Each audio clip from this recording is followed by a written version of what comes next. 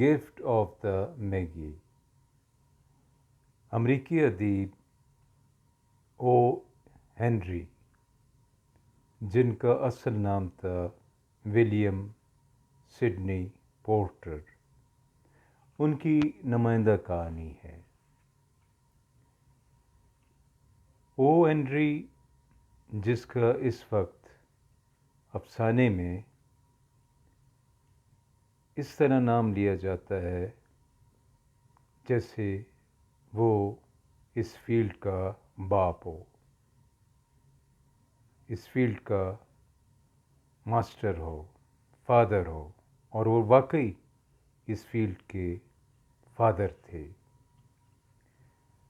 جس طرح چیخوف نے شاندار افسانے لکھے، جس طرح فرانسیسی ادیب موپسا نے شاندار افسانے لکھے، اسی طرح او ہنری نے بلا شک و شبہ اس آرٹ کو آسمان کی بلندیوں تک پہنچایا۔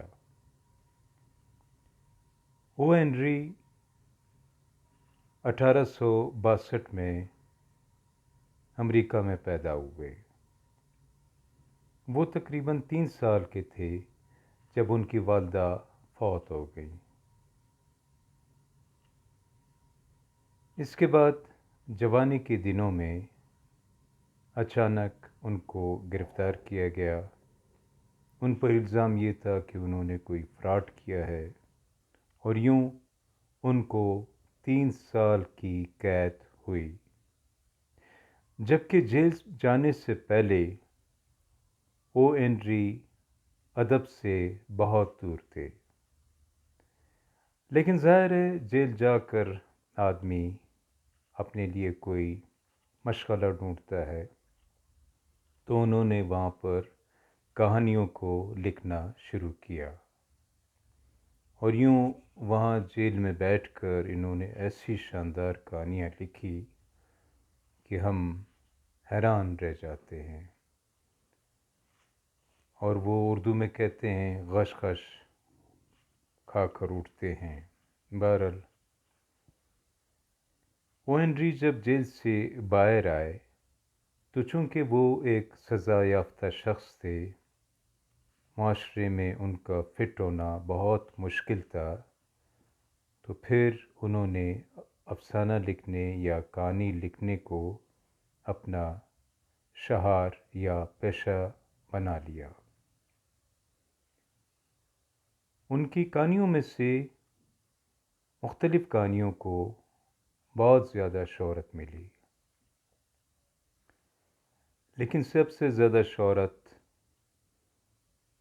میگی کے لیے تحفہ، کیکٹس، آخری پتہ اور 20 سال کے بعد، ان 4 افسانوں کو سب سے زیادہ شہرت ملی۔ The gift of the Magi ان کی بہت ہی مشہور کہانی ہے۔ اس کہانی کو بہت پسند کیا گیا۔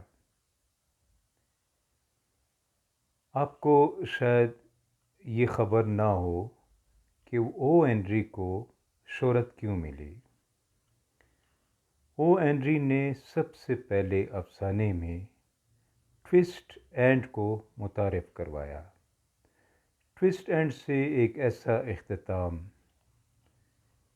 ہماری مراد ہوتی ہے یا ہمارا مقصد ہوتا ہے جو بالکل کہانی کے آخر میں آپ کو حیران کر دے، آپ کو چونکا دے، اور میرا خیال ہے سب سے اچھے افسانے کی نشانی بھی یہی ہے کہ وہ آپ کو چونکائے۔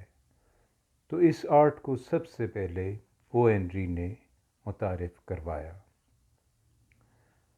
ان کی تمام کہانیاں سسپنس سے بھرپور ہیں، اور ان کی تمام کہانیوں میں اونچ نیچ بہت ہی کافی ہوتا ہے۔ دا گفٹ آف دا میگی یا میگی کے لیے تحفہ، اس میں بھی اونچ نیچ ہمارے سامنے بہت آتی ہے۔ اس کہانی میں 2 میاں بیوی کو دکھایا گیا ہے۔ بیوی کا نام ہے ڈیلا، جبکہ شوہر کا نام ہے جم۔ دونوں ایک دوسرے کو بہت چاہتے ہیں اور ان کو تازہ تازہ ان کی شادی ہوئی ہے۔ اب کرسمس کا موقع آتا ہے اور ڈیلا چاہتی ہے کہ اپنے شوہر کو کوئی تحفہ دے، لیکن مصیبت یہ ہوتی ہے کہ ڈیلا بہت غریب ہوتی ہے اور وہ حیران ہوتی ہے کہ جم کو کون سی ایسی چیز دے جس کو وہ خرید سکے۔ اس کے شوہر کے پاس ایک گھڑی ہوتی ہے جو وراثت میں اس کے شوہر کے دادا سے اس کے شوہر کے پاس آئی ہوتی ہے۔ اب وہ سوچتی ہے کہ اس گھڑی کا چین نہیں ہے، وہ کیوں نہ اس کے لیے پلاٹینیم کا کوئی چین خریدے۔ اب وہ بازار جاتی ہے لیکن حیران ہوتی ہے کہ وہ پیسے کہاں سے لائے۔ اچانک اسے باربر کی دکان نظر آتی ہے اور وہ یہ کہتی ہے کہ اس کے بال تو بہت ہی خوبصورت ہیں اور وہ ان بالوں میں بہت خوبصورت نظر آتی ہے۔ اس کا شوہر بھی انہی بالوں کی وجہ سے اس کو ہر وقت اپریشیٹ کرتا رہتا ہے، کیوں نہ وہ اپنے بالوں کو فروخت کرے۔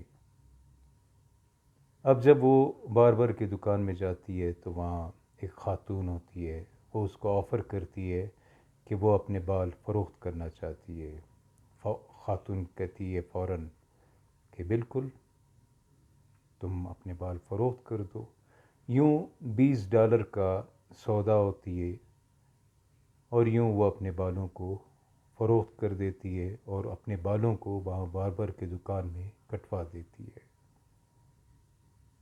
اب جب وہ چھوٹے بالوں میں اپنے آپ کو دیکھتی ہے تو حیران رہ جاتی ہے اور ڈر بھی جاتی ہے کہ وہ تو ان بالوں میں بالکل کسی لڑکے کی طرح نظر آ رہی ہے، اور جم جب اس کو اس حالت میں دیکھے گا وہ تو سخت غصے میں آئے گا، تو وہ اپنے بالوں کو کرلی کر لیتی ہے۔ لیکن جب گھر میں آتی ہے تو شوہر اس کا جم اسے ان چھوٹے بالوں میں دیکھ کر سخت حیران رہ جاتا ہے۔ وہ کہتا ہے کہ تم نے ایسا کیوں کیا؟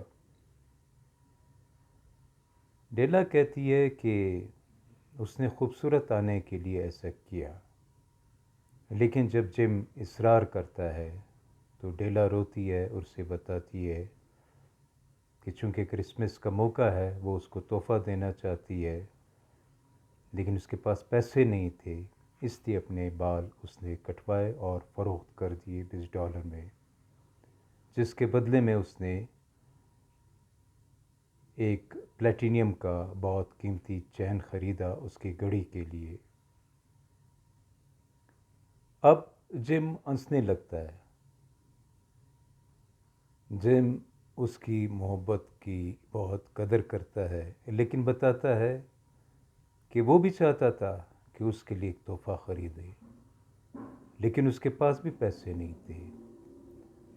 تو یہ جس گھڑی کے لیے اس نے چین خریدی اور اپنے بال کٹوائے، اس نے ڈیلا کے تحفے کے لیے اسی گھڑی کو فروخت کر دیا، اور اس کے لیے اس نے یہ کنگن خریدا۔ اب وہ اسے کنگن دکھاتا ہے جو کچھوے کے کال سے بنایا گیا ہوتا ہے۔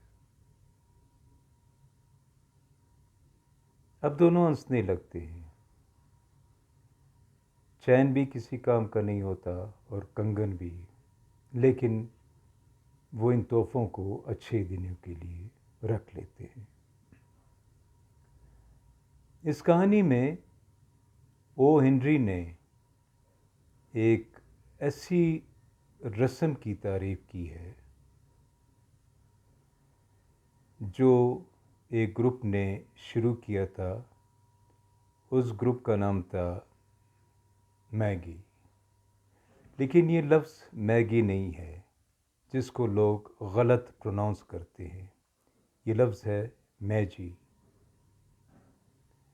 اس گروپ کا مقصد یہ تھا کہ کرسمس کے موقع پر تحفوں کی وجہ سے لوگوں کے دلوں میں ایک دوسرے کے لیے محبت بڑھتی ہے.